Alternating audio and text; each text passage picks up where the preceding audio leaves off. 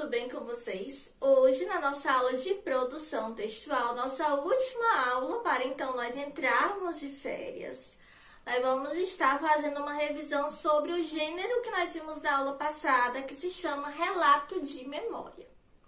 Nós vimos que um relato de memória, como o próprio nome já fala, é um relato, é uma contação de algo que já nos aconteceu, algo que ficou aí na nossa memória. Por isso o nome relato de memória.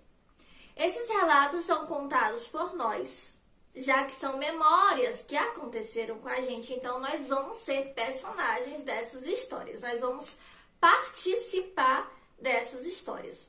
Como que a gente observa a participação? A gente vai utilizar o eu, o pronome pessoal, eu. Eu fui a um determinado lugar, eu gostei, eu fiz isso, eu brinquei. Então, no decorrer do texto, nós vamos estar utilizando muito esse pronome, o eu, porque vai ser exatamente a pessoa que está contando a história, que está contando o relato que aconteceu com ela, tá bom? Outro ponto importante também que acontece nos relatos são as datas.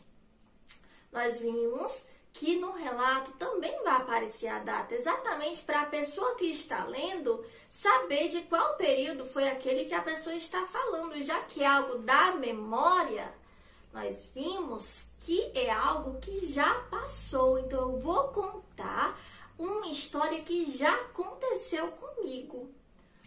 Todo relato de memória, como nós já conversamos anteriormente, são relatos que já aconteceram com a gente. Então, são fatos reais, fatos que aconteceram. Não vai ser uma história fictícia, né? Não vai ser uma história criada, vai ser uma história real. Então, hoje, vocês irão produzir um relato de memória. Ah, tia, como que eu vou contar? Como que vai ser esse relato de memória? Eu quero que vocês sejam bem criativos para fazer esses relatos, tá bom? Vocês podem estar criando vídeos, vocês podem estar fazendo uma linha do tempo, relatando aí algo de importante que aconteceu na vida de vocês. Esse relato pode ser aí você contando um fato muito importante que aconteceu com você, um relato que aconteceu com você. Pode ser uma viagem que você mais gostou, pode ser o primeiro dia de aula, pode ser a visita a um parque, a um museu, a um teatro, a um zoológico, algo que você fez, algo que você realizou e que marcou a sua vida. Um aniversário, por exemplo, né? Tive aí um aniversário que eu gostei muito, tia. Então, você vai lá e conta através desse vídeo. Como que foi?